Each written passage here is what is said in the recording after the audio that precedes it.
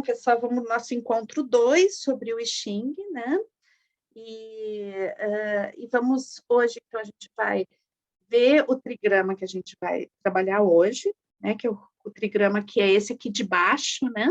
A gente trabalhou no último encontro lá de cima, que é o céu, e agora a gente vai aqui para a base, né? Que é o trigrama que corresponde à Terra, né?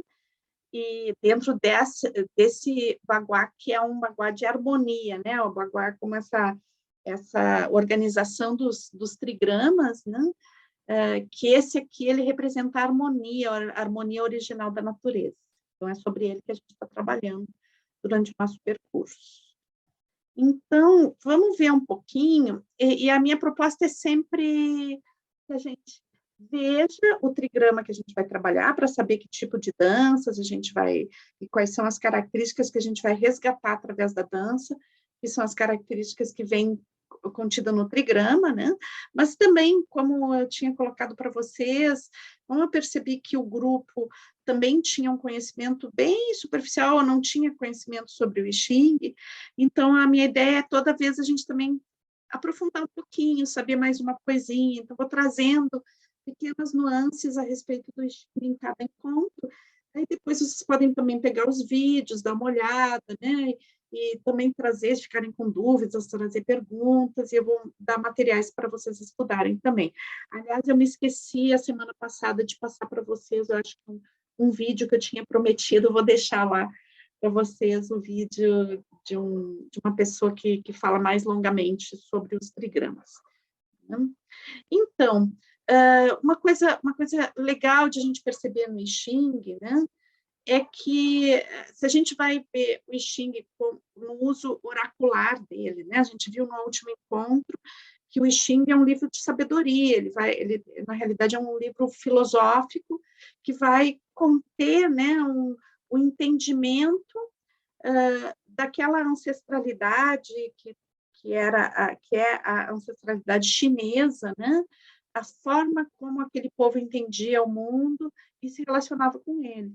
Então, é uma fonte de sabedoria, uma fonte de estratégia, é uma forma de entender a relação com a vida, e a gente vai ver o I Ching na arquitetura, na medicina, nas artes, né? E vai ver essa condição oracular dele, porque dos 64 hexagramas, né, cada um tem uma mensagem a nos dar.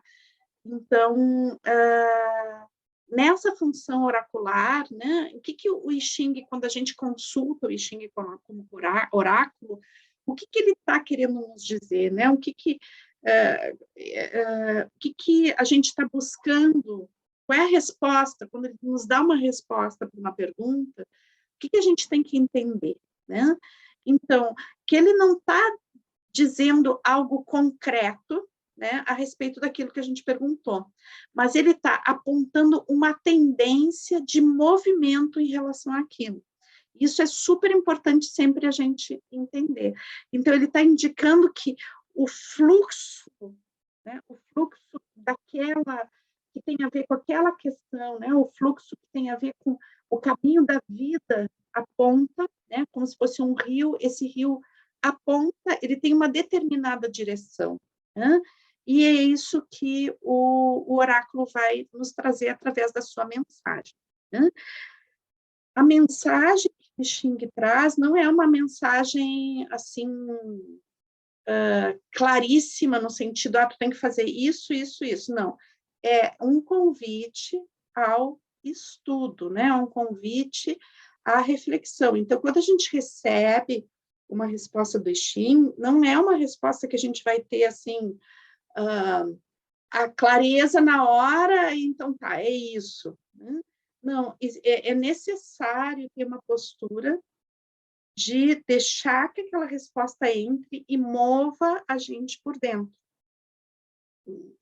Então, ela é um processo, tem uma indicação, inclusive, né, de que quando a gente faz uma pergunta para o I Ching, que a gente não fica insistindo com ele de fazer a mesma pergunta várias vezes, né? Às vezes pode ser que ele nos dê uma resposta que a gente não goste muito, eu vou lá e pergunto de novo e jogo de novo, né? Que é através de um jogo, que às vezes pode ser feito com varetas e às vezes com moedas, né? E normalmente a gente usa mais moedas, que é um jogo mais fácil de entender como tem que fazer, né? Mas dá para jogar com varetas também. E daí, às vezes, ele te dá uma resposta que não sei, não gostei muito que ele me disse, vou jogar de novo. E daí é como que tu esvaziasse o sentido daquilo, né? Então, quando a gente faz uma pergunta, é interessante que a gente tenha o respeito pela resposta e deixe ela entrar, e não saia fazendo perguntas e perguntas e perguntas, né? Uma atrás da outra. Então, o I Ching a gente não pergunta a ele todos os dias, tá? Não teria como perguntar a ele todos os dias, porque as respostas são muito complexas, e a gente não pergunta banalidades para eles, né? Ele se diz que o I Ching a gente sempre deve guardar ele na altura dos nossos olhos, né? Quem cultiva a história do I Ching com, assim, nessa função oracular e sagrada, né? Diz que a gente guarda o livro, né, na altura dos olhos, porque ele não é nada a mais que a gente, nem a menos. Ele é, na realidade, um reflexo da gente mesmo, e ele convida a isso, à reflexão. Então, é um instrumento de reflexão sobre as questões que a vida nos traz. E hoje, então, a gente vai trabalhar o trigrama Kun, né? Que não sei, como eu disse para vocês, eu não sei como é que são as pronúncias em chinês, né? Eu estou trazendo aqui como a gente pronuncia teoricamente aqui no Brasil, né? Certamente a pronúncia deve ser outra, né? E que corresponde à terra, né? Então, se a gente perceber bem esse trigrama, ela é a sobreposição de 3 linhas abertas, né? E essas linhas abertas, elas significam a energia Yin, né? Então, esse trigrama Kun, ele é a energia Yin em um estado puro, né? É a manifestação de total receptividade. Então, vamos ver, da mesma forma que da aula passada, a gente viu que o trigrama era todas as linhas fechadas, era essa energia Yang, né? Com toda a sua potência. Então, a gente está agora nesse oposto complementar, lembrando que uma energia, né, dentro do desenho do Tao, da organização energética do Tao, uma energia se transforma na outra, né? Então, por isso que ele é o livro das mutações, né? Porque esse estado de receptividade não é um estado permanente, ele é um estado a qual a gente tem acesso num determinado momento, mas logo muda. Então, o que representa, né? O que a gente vai trabalhar hoje em nível de danças, em nível de arquetípico, né? Que vai estar ligado à energia da Terra dentro dessa concepção, tá? Então, por que eu estou dizendo isso? Porque a gente vai ver, né, a energia da Terra dentro de outras perspectivas, muito mais como algo da influência da gravidade, né? Do peso. Né? E aqui ele vai estar muito mais relacionado com a receptividade, ou seja, com o feminino, no princípio feminino no seu máximo momento de expressão.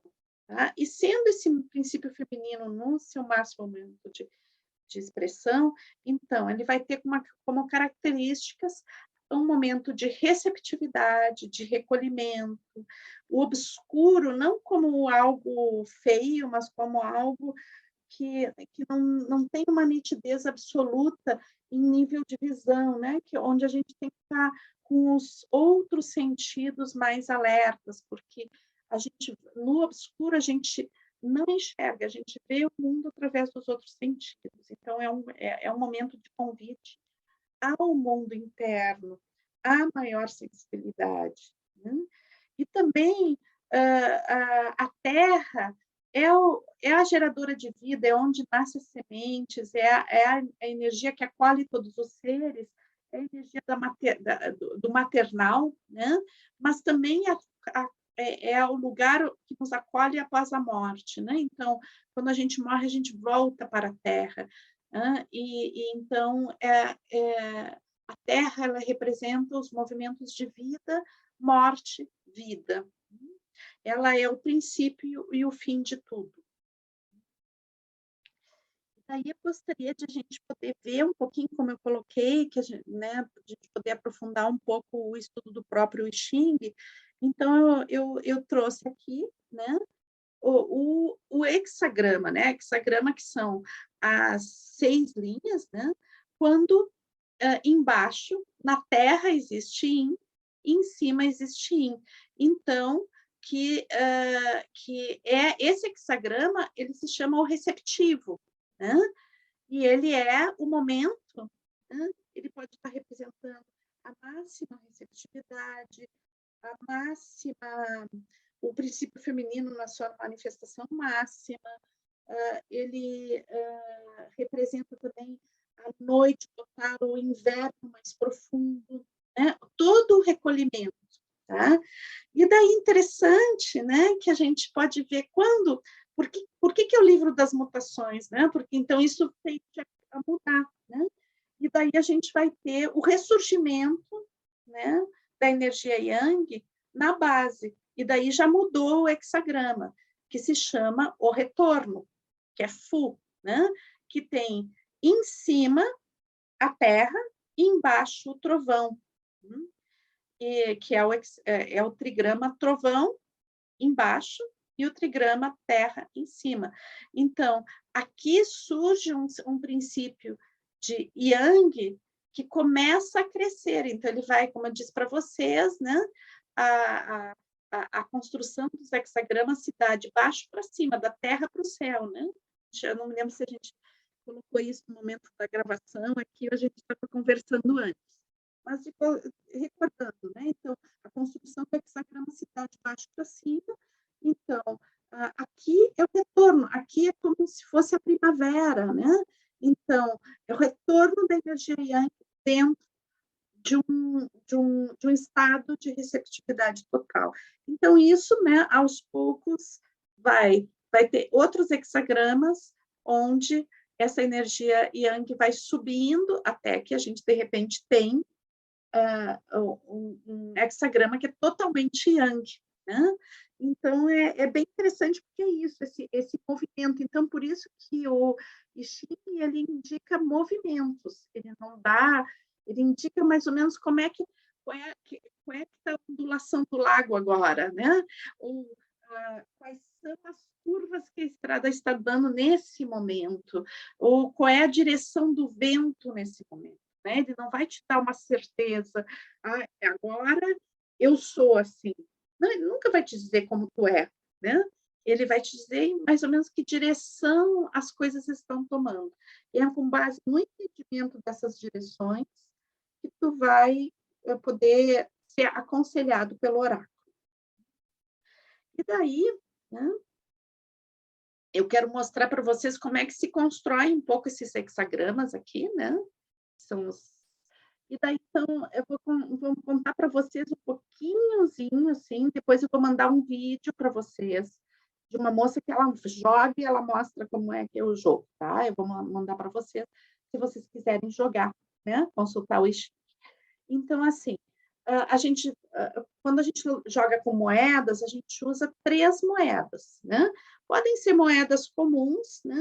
Mas é interessante que as moedas que a gente usa para o I Ching, a gente tenha, tipo assim, reserve aquelas moedas para esse fim, né? Então, tem pessoas que utilizam, inclusive, moedas chinesas mesmo, ou tem uma moeda especial, mais antiga, mas pode ser aquela moeda que a gente usa na vida corrente, mas aos poucos, conforme a gente vai dando um caráter sagrado para a consulta, né?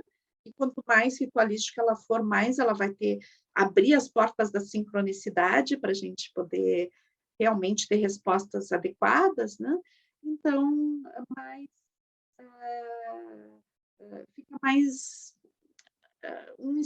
vai deflagrando um estado onde as respostas podem ser mais pertinentes ao que a gente está realmente buscando. Então, a gente sabe que as moedas têm a cara e a coroa, né? Então, a face cara das moedas, né? A gente vai dar sempre o número 3. E a face coroa das moedas, a gente vai dar o número 2. Sempre vão ser 3 moedas. Isso, então, a gente pega ela na mão, balança um pouquinho, pensando na nossa pergunta e joga, né? E daí vai dar uma composição entre cara e coroa, que vai dar sempre um número, né? O número 6, 7, 8, 9. Daí eu vou anotando. Eu vou jogar 6 vezes. E daí, então, quando der um número par, né? Ou seja, 6 ou 8, a linha é aberta, é uma linha ímpar. Quando der número ímpar, né? A linha vai ser fechada. Daí eu tenho um caderninho, cada vez que eu jogo, eu faço uma linha aberta e uma linha fechada. Quando esses números que deram forem 6 ou 9, eu vou botar um asteriscozinho ali do lado, mostrando que aquela linha é uma linha móvel. Porque quando eu for consultar o I Ching, é um texto grande, tá, pessoal? Então, eu vou em cima, aquele hexagrama, daí o I Ching, no livro do I Ching, a gente vai construir o hexagrama, a gente vai buscar no livro o hexagrama, e daí vai ter um texto daquele hexagrama. E no texto, a gente lê o texto e depois vai dizer assim, linhas móveis, né? E daí a gente vai ver no nosso hexagrama onde apareceu, se apareceu, uma linha construída com o número 6 ou com o número 9. Essas linhas são mensagens especiais para a gente, né? Então, se a construção foi feita com o número 7 e 8, não tem mensagem, mas as mensagens, não tem uma mensagem específica, né? Mas quando é com o número 6 e 9, tem uma mensagem específica para nós. E daí, então, aprofunda mais ainda a situação daquele hexagrama, né? O que ele quer dizer para a gente? A gente lê e deixa aquilo trabalhar dentro da gente, né? Não é assim, li, agora já sei o que eu tenho que fazer, 5 minutos depois já sei o que eu tenho que fazer. Não, deixa ele trabalhar, porque realmente ele é um livro de respostas em movimento. Então, ele tem aquilo que a gente lê, ele tem que deixar mover dentro da gente. Então, para a gente fechar a nossa apresentação de hoje, eu prometo para vocês, se eu me esquecer, vocês pedem para mim que eu deixe lá o link tanto da aula introdutória que esse rapaz que eu falei para vocês lá da Nova Acrópole, que eu me esqueci de passar o link da última vez, e também esse que tem uma moça aqui ensinando com as moedinhas, daí vocês veem, tá? Como é que é. Bom, então, o livro tem vários livros do Xing, né? O livro que eu conheço, assim, super bem, que eu consulto já desde que sou adolescente, né? É esse livro aqui. É um livro super bonito, que tem um prefácio sobre sincronicidade do Jung, e que assim, uma pesquisa muito profunda, feita pelo Richard William, né? Que é um cara que era muito amigo do Jung, então ele leva para o Jung o conhecimento do I Ching, né? E tinha essa troca bem profunda com o Jung. E daí, esse livro é um livro bem grosso, né? E ele tem, então, 2 versões do Xing, além de tudo isso, né? Então, ele vai ter 2 textos dentro, né? São 2 traduções diferentes, interpretações um pouco levemente diferentes do mesmo hexagrama. Então, é como se fosse 2 livros em um, com 2 interpretações diferentes. Quando a gente tem questões muito importantes que a gente está perguntando, então é legal ler os 2 textos. Dá bastante trabalho, dá, porque são sempre textos mais longos e textos densos, né? Ele não é um oráculo simples de consultar, porque ele tem uma densidade, né? Mas justamente pela densidade dele, ele nos conduz a buscar respostas bem importantes dentro da gente. Então, acho que isso é uma característica do I Ching bem legal, né? Ele não nos diz o que a gente tem que fazer, ele nos ajuda a achar as respostas. Eu acho que essa é uma característica maravilhosa desse livro, e dessa sabedoria.